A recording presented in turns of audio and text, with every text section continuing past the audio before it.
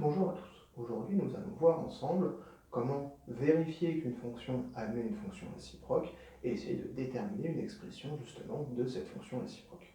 Alors pour cela, on considère dans notre exemple une fonction f définie sur l'intervalle moins de 5, définie par f de x égale 3x moins 6. Alors, par définition, une fonction f admet une fonction réciproque si notre fonction f est continue et strictement monotone sur son intervalle de définition. Alors là, notre fonction f, justement, c'est une fonction affine. F de x égale 3x moins 6. Par définition, du coup, nous savons que les fonctions affines sont continues sur leur ensemble de définition et sont strictement croissantes si le coefficient directeur est strictement positif, strictement décroissantes si le coefficient directeur est strictement négatif, ou bien constante, éventuellement, si le coefficient directeur est nul. Ici, le coefficient directeur vaut 3, donc notre fonction f est strictement croissante. Donc si l'on résume, notre fonction f est définie sur moins de 5, est continue, comme toute fonction affine, et est strictement croissante. Donc, elle admet bien une fonction réciproque. Problème, nous devons également connaître son ensemble d'arrivées, là où finalement les images, entre guillemets, vont vivre. Donc pour ça, pour le moment, nous savons que notre fonction, elle est donc définie sur moins de 5, et nous savons qu'elle est strictement croissante. Nous n'avons plus qu'à calculer finalement l'image de moins 2 et l'image de 5. Alors f de moins 2, ce qui nous fait 3 fois moins 2, c'est-à-dire moins 6 ça nous donne moins 12. L'image de 5, 3 fois 5, 15, moins 6, 9. Donc à l'heure actuelle, nous savons que notre fonction f, elle est définie sur moins de 5 à valeur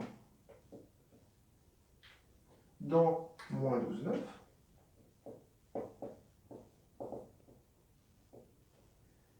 Et nous savons que l'image de x, c'est 3x moins 6. Et nous venons de dire qu'elle admettait une fonction réciproque f-1, puisqu'elle est continue et strictement monotone sur moins de 5. Donc f-1, pour l'instant, que sait-on justement sur notre fonction réciproque? Connaît-on son ensemble de définition? Connaît-on l'ensemble d'arrivées? Connaît-on son expression? Eh bien, pour le moment, son ensemble de définition, nous savons que c'est l'ensemble d'arrivées de la fonction f, par définition, c'est-à-dire moins 12, 9. Son ensemble d'arrivées, nous savons que c'est l'ensemble de définition de la fonction f, c'est-à-dire moins 2, 5. Maintenant, il nous reste à déterminer une expression finalement de f-1. Alors, si on considère justement un nombre y qui appartient à moins 12, 9, c'est-à-dire à l'ensemble de définition de la fonction f-1, qui est également l'ensemble d'arrivées de la fonction f. Et bien, vu que y appartient justement à l'ensemble d'arrivées de la fonction f, ça veut dire qu'il existe un x qui appartient, lui, à l'ensemble de définition de la fonction f, tel que y soit égal à f de x.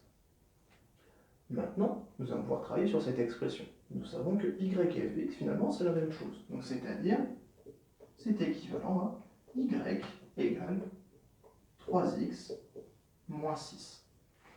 Finalement, l'objectif, ça va être de revenir dans l'autre sens, de déterminer ici une expression en fonction de y qui nous donnerait le petit x à choisir au départ.